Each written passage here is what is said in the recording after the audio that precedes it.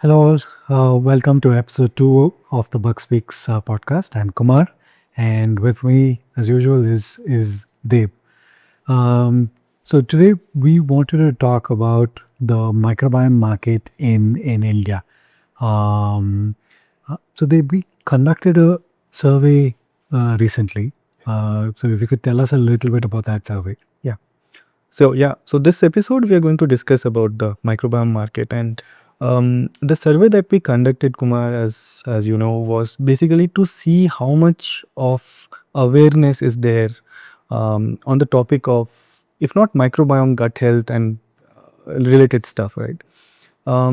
This survey was published in ET Health World, and some of the outcomes were startling. Why I say startling is because we were not expecting that kind of awareness in especially Gen Zs and millennials. We found that more than 90% of the people surveyed knew about the impact of gut health in their wellness and health. And out of that, more than 80% knew that it has a link with their mental health, which was surprising because as we all think that gut health is related to gut related issues, right? But people surprisingly knew about the importance of good gut health, and which is good gut microbiome to be precise, and their role in their mental well-being. 30 to 40% of the people also knew about the relation of good gut health with their skin health. And since we are going to launch our skin microbiome test very soon, I think this combination of gut skin axis, we can talk about that in detail later in the next episodes in general. But yeah, so the microbiome survey did give us those insights which we thought in terms of the awareness was lacking. But having seen those insights, I still think that the microbiome per se, information about probiotics, prebiotics, there's a lot of misinformation also happening in this domain. So we need to clear those out. And I think this is one of the important fora that we can utilize to clear those misinformation. So yeah. Well, talking about knowledge dissemination, I think there was one paper that you wrote right during COVID where we showed the gut lung axis. Correct. And it was, I think, the most downloaded paper Yes. in that year. So I think it's not only making the information available to the lay public, but also to other scientists around the world that how the microbiome impacts different aspects. So I think the awareness in general is going up, Yes. both in the science community, in the doctor community, as well as in the general public. Yes. Keeping that in mind, wanted to talk about the microbiome market. So from where we started off, at that point of time, a lot of biohackers were the ones looking at the microbiome space. One of our really good friends, Shiva, Yes. who's heads multiple companies, now part of Biopeak, was one of the initial takers of the microbiome test because he wanted to understand his own body. He's in his 40s but behaves like a 20-year-old. Yes. Supreme athlete. Wanted to understand his own body, see what he can do to make things better. And the initial test takers were all kinds of biohackers. And we see a lot of that community of biohackers. Correct. Anyone in particular that comes to your mind? Yeah, if you remember, Kumar, when in our previous website, so the journey started, the microbiome test that we launched, BugSpeaks, was in, I think, 2017. And of course, at that point of time, the price was high. We wanted to democratize the test. So even at the cost of our margin, we brought down the price considerably. And if you remember, we had a package where we encourage people to test their microbiome every month. And I think although the price was quite prohibitively high at that point of time, there was one person who had taken that test.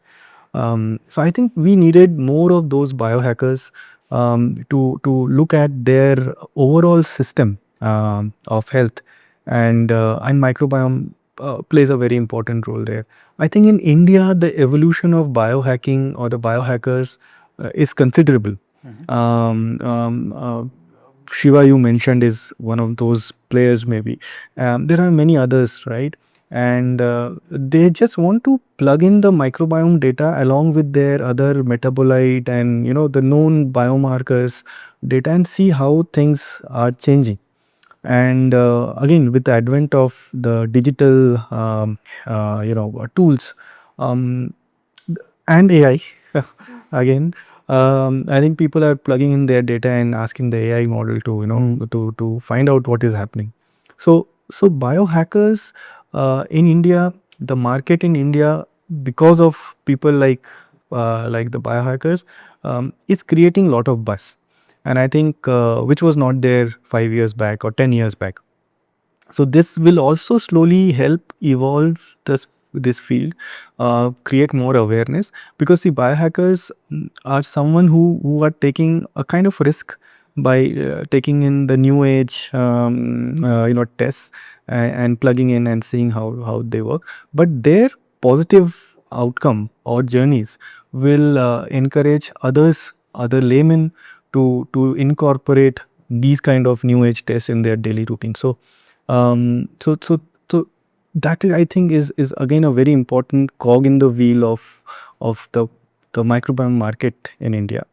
And talking about that, since biohackers are important, what is also important is the advent of wellness companies. Because if you don't have these wellness companies coming up with new age, tests, I will not call it diagnostics, but tests, then the biohackers can't do anything about it. So your experience on the different kind of wellness companies that you see in the Indian market, some of them are really interesting, right? So if you can share some light So on that. I'll start off one with is both into the biohacking space as well as in the wellness space, which is ultra human.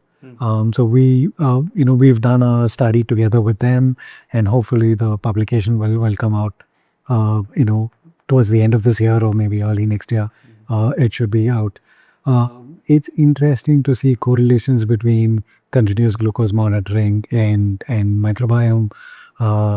Maybe in the future we'll see a lot of the ring data coming in with the microbiome, and you'll get to see pretty interesting insights over there. From early data that I've seen, it looks very promising. I mean, the CGM itself may be able to predict how good your microbiome is, and whether need to go deeper into understanding your microbiome. It can start giving you indications over there. So that's one kind of a wellness company which is doing a lot of the biohacking as well. But there are a few others which combine genetics, metabolites, all of that together, and form a holistic picture of what's happening in the body. We are working very closely with a company called Biopeak. Right from its inception, we're looking at the metabolite data. When I say metabolite, it's all the organic acids that you see either through urine, through stool samples, through oral cavities. Combine that with the genetic data that is coming in, add the microbiome layer on top of it, and then get a holistic digital twin of a person's body, and then from that try and see what are the influences that can be drawn. There are a few other wellness companies which are very specific. They're just taking blood biomarkers, your traditional blood tests, adding the microbiome data on top of it, and seeing what kind of nutrition that can be provided. And it's these companies that are actually looking to see if supplements can actually bring about a good change in your health. So if you can share a little bit about the supplements and the supplement markets. That's out there. So I was going through some market research reports recently, and very surprisingly, the supplement market in India is supposedly upwards of $50 billion. And it's not surprise, to be very frank, because when we say supplements, it incorporates so many different things. It's not only the vitamins. People earlier, 10 years back, it was only vitamins. Now you have in the supplements, you have those micro elements incorporated. You also have these probiotics, prebiotics. Although probiotic, we will touch upon that later. But the supplement market in general is pretty big. And one of the reasons why, and we will take a little bit credit as a company which created this segment of gut microbiome, the role of fiber in gut health. And it is the work of companies like ours which now has led to awareness amongst people, where people are now being recommended, or they are themselves taking a lot of fiber in they're incorporating fiber in their diet. There's also a very big company which advertises a lot on how the fiber can reduce your blood sugar. So with their amino acid mix, they're also putting a prebiotic fiber containing stuff. And we have also worked with a major company in India. We have done their microbiome studies, and we have seen some very interesting results on the clinical trial that we were part of, and we have published few papers also with them. And so their probiotic mix or probiotic prebiotic mix gave very interesting data in terms of how those amino acids are getting absorbed in the body with or without their kind of mix. So I think what microbiome is doing in this supplement market is to give more evidence of how the supplements can be of help to an individual with a certain disease or certain condition. They might not be used therapeutically to cure a disease, but as the name suggests, a supplement. So basically, supplementing the clinical regimen that the doctors would have given that person. So yeah, so supplement market in India is big, very very big, and microbiome is pushing that market to become bigger, because with the evidence and the data that microbiome can provide, these supplements can really go big. And in that supplement market, Kumar, I think probiotics play a very important role. And we've had some experience in this domain. So if you can shed some light on the probiotics per se in this total overall market. So I I can only look back and see the evolution that we have made in this journey. I remember when we first started this off, we didn't believe in supplements. We wanted to say nutrition only, and only that can help everything. But with a lot of evidence, we have now been convinced that supplements also play a crucial part in a person's health and well-being. Um, so probiotics are nothing but beneficial bacteria that can be either put into powders or capsules, and you can consume it. Usually, these beneficial bacteria are present in fermented food, so you will definitely get it in curds or fermented rice like kanji and all of that. You will have a lot of these good beneficial bacteria in it. What is now coming out as probiotic supplements is you are getting these bacteria, putting it into a capsule and giving it. FSSAI in India allows for about 30 probiotics that can be sold as a supplement. In our last episode, we were talking about how there are anywhere between 1,500 to 2,000 different organisms in the gut. Only 30 of them can be got through supplements, but these are known to be beneficial, are known to improve health and impact health in a big way, and thereby have been allowed to become supplement. Do probiotics is an old science. I mean, people have known about it for a long time. Ancient them. Yeah. There have been supplements, probiotic supplements, for the longest time. I think there's a Yakult has done a lot of service by promoting probiotics in the Indian market. The awareness of the probiotics is also increased. because of that. And then there's been multi other companies that have been doing probiotics for the longest time. There's also probiotics in the clinical space. I mean, although it's a supplement, there's also probiotics that have been sold to patients in the clinical space.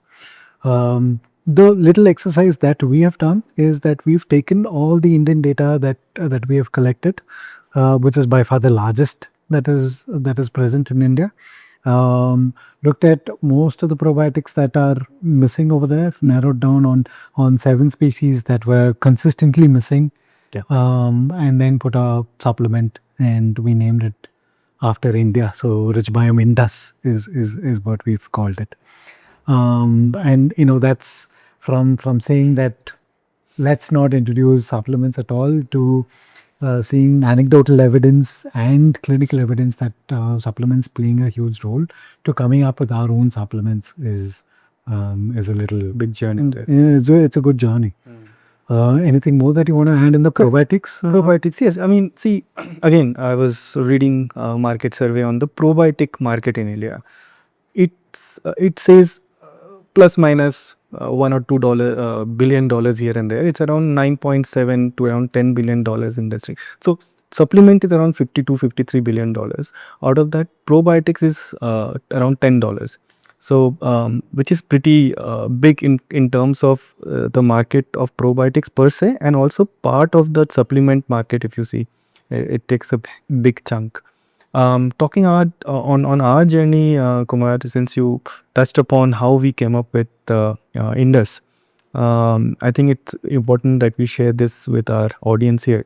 When we were having the reports first, as we had touched upon last time also, we didn't have any template. And we wanted to make the reports actionable. See, for us, it was very easy to put information in terms of which bacteria are absent, which fungi are present, and so on and so forth. But we wanted to make some actionable report. And one of the actionable items was in the report was to provide the probiotics that we found were missing in the Indian gut. And if you remember, our earlier clients used to go out in the market and they were unable to find those probiotics, and then they used to come back and ask for help. And that's how the development of Indus started, and we started our own brand called Richbiome. And Richbiome Indus is now doing very good with minimal marketing that we have done so far. In fact, there are a lot of companies now which want to collaborate with us on the Richbiome brand itself. And since we are talking about probiotics, let us also tell our audience that on the Richbiome, we are going to bring so many new probiotic formulations or combinations for different traits, different conditions. Probiotics for elders, and all these products that we are building or developing are based on either microbiome science or microbiome data. So that differentiates our brand and our kind of offerings from most of the offerings that are there in the market. The market in India, because the topic is microbiome market in India, and these are enablers basically. The probiotics, the prebiotics that we talked about, the wellness companies, the biohackers, and these are all enablers which are enabling the microbiome market to slowly take the speed and go to the next level. We are envisioning a future where the microbiome tests will be the go-to tests for any kind of ailment, because as we know, microbiome has been linked with a lot of diseases, and it's just a matter of time where the clinic and the diagnostic space picks up the microbiome test. When I say microbiome, it's not only gut. It can be skin, it can be vaginal, it can be oral. So based on the experience that we've had on this journey, where do you see the clinical and the diagnostic space taking up the microbiome story? So I think there were many years that we've gone, spoken to clinicians, doctors, hospital owners, talking to them about the microbiome science. Though response to the science has been good. I mean, people understand the value of the science, but I think a lot of the clinicians usually would struggle as to what is it that I give to the patients. I mean, I can't tell them, please go home and have a good diet. And so initially, what we were doing is we were training nutritionists on the doctor's board, and helping them out with how to interpret a report like this, how to take our nutritional guidelines, take all other inputs that they're getting from the patient, and to give them diet charts, and help them in their journey. But the doctors needed more, and there are two things that came about with this test. One is from microbiome testing and profiling. You know exactly which probiotics that are missing, and so the doctors now have an option to prescribe probiotics that they think is the most ideal for that patient. So this could be probiotics that they have tested before and they've used in many other patients before. They can do that and prescribe that. Or secondly, they can also start prescribing personalized probiotics. So this is what the test report shows. This is what is missing in the gut, and so we can put those together and give it to the patient. The problem with this right now is probably economics of scale is not there, and in due course, the price of that personalized probiotics will also start coming down. So we've actually gotten to this level in the clinical and diagnostic market. But there's more to it, right? I mean, there's in the future episodes we'll be talking about how the microbiome plays a role in each specific disease. But now clinicians are beginning to adopt this, and are beginning to see value in giving this. But more importantly, they're now beginning to understand what is the actionable item in terms of therapeutic that they can give to the customers, from gastroenterologists to oncologists to functional medicine doctors to gynecologists. Everybody are now beginning to understand where the microbiome science is heading. But this is incomplete without the diagnostic chains coming to board. I mean, there are only X number of clinicians that we can reach out to. The diagnostic chains are the ones that are the last mile, delivery for these doctors. And I think you've been interacting the most with all these diagnostic chains. What is it that you're hearing from them? Yeah. Very interesting, Kumar. I mean, in our earlier part of our journey, I'll just share one small example with the audience here. So we used to, even now, we meet a lot of doctors, clinicians, and we have exchange of thoughts on the tests and stuff like that. Initially, as I said, I mean, the awareness was not much. So people used to be very receptive. They were very patient in understanding what we were offering, but the response was only that, right? I'm talking about mostly the clinicians. Then in 2022, very interesting episode happened. So we had gone to one hospital in Delhi, very big one, and we had presented to the gastroenterology department there, and everything happened well, and nothing moved after that. That was sometime in 2019. In 2022, got a call from one of the doctors there, and he said that my patient has come to me and he's demanding the gut microbiome test, and I fortunately knew you, so I am just calling her. The point I'm trying to make here is that the awareness is slowly creeping down, and it's the people who are now demanding these kind of tests from the clinicians, and some of the clinicians are now being forced to prescribe this tests. Not in a negative way. I mean, they also understand. See, many of the diseases, chronic diseases, sometimes clinicians hit a wall. They need some alternative, point of view. if not alternative, they need a supportive point of view. Like for example, there's a disease where the clinician suspects that this might be the causative organism, or there might be something called as dysbiosis happening, but he does not have a tool to show that to the customer or his patient.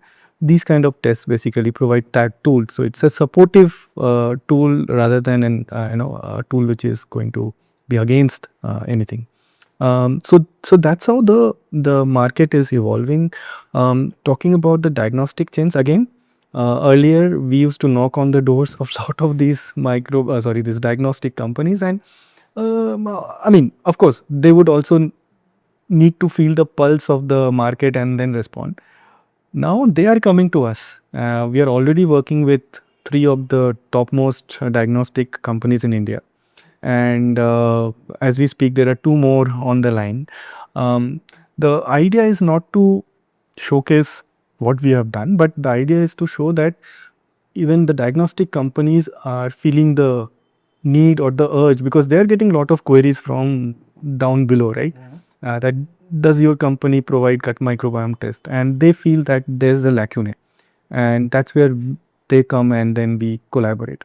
So I think the market in India, because we are the topic is that diagnostic companies do play a very important role, and with their phlebotomists, in every different cities, um, carrying a kit box for a sample collection just is so easy, right?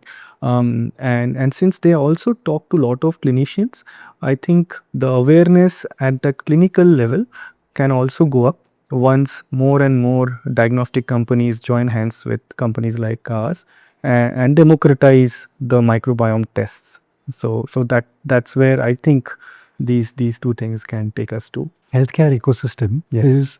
is not only allopathy, right? I mean, Yeah, it's much larger than that. Um, there could be mixed reactions about Ayurveda and naturopathy and all of that. But now, what we are enabling with the microbiome test is actually showcasing scientifically what is happening in the gut. We see a few Ayurvedic clinics as well as naturopathy clinics coming to us to first understand what the microbiome science is, and they're also beginning to see correlations between how the microbiome changes over a period of time with the kind of therapy that they are giving.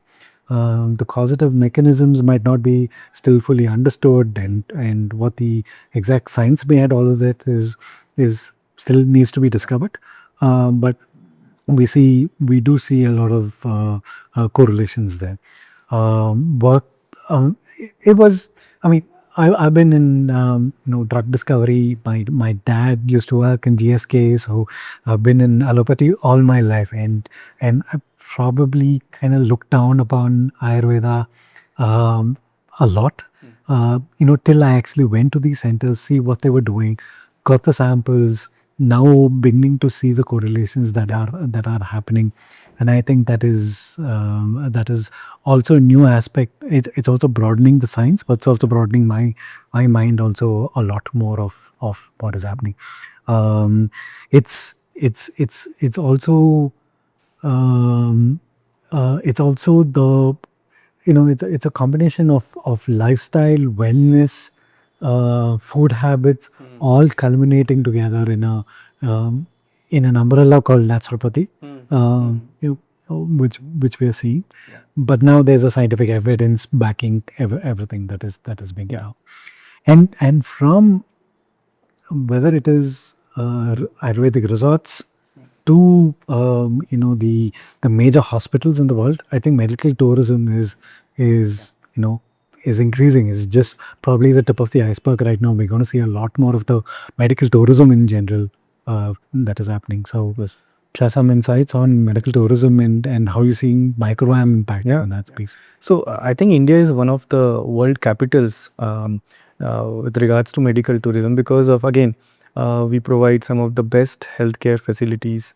The doctors are A class, and not only the Western medicine as we call as allopathy, we also have very rich heritage of Ayurvedi and naturopathy and Unani in our system. So that kind of gives a holistic, well-being options to tourists, medical tourists coming from different parts of the world to get treatment in India. Talking about that, Kumar, we are also working closely with some of the best resorts, healthcare resorts, spas that are known to people across the world. And I think microbiome, the fact that they are working with us means that they also know that these kind of tests, evidence-based, outcome will help them propel their kind of uh, therapy or treatment regimen to their clients.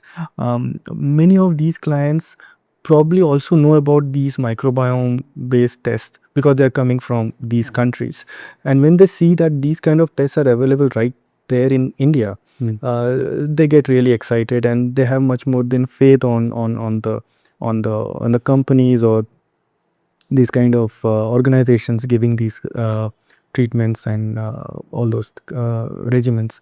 So medical tourism again in India is a big industry, and new age science like microbiome will propel it further. So the microbiome market in India, if you summarize, basically includes the probiotic market, the supplement market, the wellness companies, the biohackers, and of course, there's a small aspect that I think we should touch upon is the media.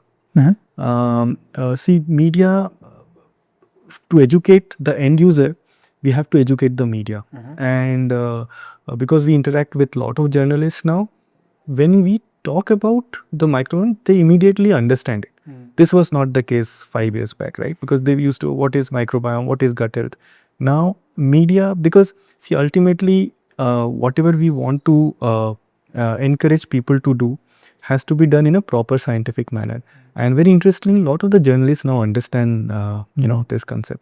So yeah, so putting all these factors together, I think the microbiome market in India is good. I will not say it's booming, but it is in that stage. Yeah, I want to add three more industries to this. As in, as we talk, more and more industries are coming to mind. One is, with few of the projects that we have done, which was a little surprise that the industry wants to do microbiome research. So whether it is developing new products for them or understanding why their product is working, clinical studies and clinical trials. So I think that market is also evolving, and that will be a very big and significant market going forward. Globally, FDA has not yet mandated microbiome studies as part of clinical trials, but I see in the near future, that coming into play. Without even a mandate coming from FDA, I see a lot of the pharma companies already starting to do microbiome studies in their clinical trials. One, to select the cohorts much better, Correct. and secondly to understand what's happening to the microbiome with the drugs that they're developing. I think in one of the future episodes, we'll be talking about pharmacomicrobiomics, which is such a new and interesting world that even we feel overwhelmed looking at it. But that's a very interesting case. So even in India, I think the clinical research organization and the clinical study market itself, it's at its infancy right now, but it'll become quite big. Sure. The second aspect, which is tied to this, is the regulatory market. I mean, we just got our NABH certificate. We've I think got through our NABL audit as well. We're waiting for the certificate, but it was the first time where we are educating the regulators about what the microbiome is, and they are beginning to understand this.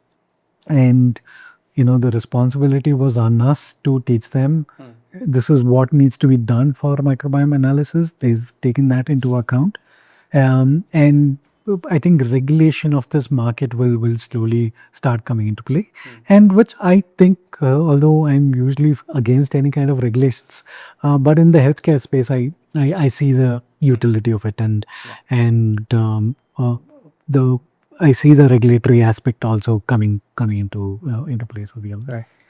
And that itself is going to regulation and the work around regulation itself is going to open a huge domain, and that's going to sizably increase the kind of work and the market over here. Lastly, education. I mean, it's a key thing that I think we need to talk about. Correct. The number of well, compared to last year, I thought last year itself, the number of students wanting internships in microbiome was a lot. But compared to last year, this year has been phenomenal. Every day we're getting about 10 requests saying that they want to do some kind of internship, whether it is to understand the lab work, the bioinformatics part, the computational biology. We're now getting doctors applying for internship saying, they want to understand microbiome science. And I remember us discussing, saying, how do we even respond back to doctors saying about internship? Yeah. So the education market itself is pretty big. The new courses, I was recently part of setting the syllabus for masters in a very reputable college in Bangalore. And we were going as an industry partner, we were going back and forth as to how much of microbiome needs to be included. Unfortunately, there's only so many number of hours that's there in coursework, and you need to want to include so many things. But the college was insisting that microbiome is going to become a huge domain, and at least one or two units have to be taught on the microbiome. So I think even from an education point of view, this is going to be a huge market. Any more that you can think of that you can add to this? No, I think we have covered most of it. And as I said, I mean, the microbiome market in India, when we started and where we are now, has tremendously gone ahead, right? I mean, starting from the buzz that it created in the students, to the buzz it created to the millennials and Gen Zs and Gen Ys. So I think the market is going to boom.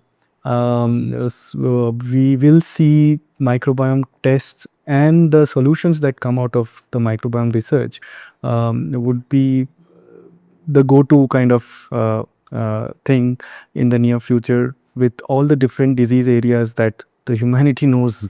And I think this is the right time where we touch upon our next episode, Kumar, where I think we will be talking about microbiome and disease. So with this, I think we come to the end of this episode, and in the next episode, we are going to talk about microbiome and their impact in various diseases. Thank you and goodbye.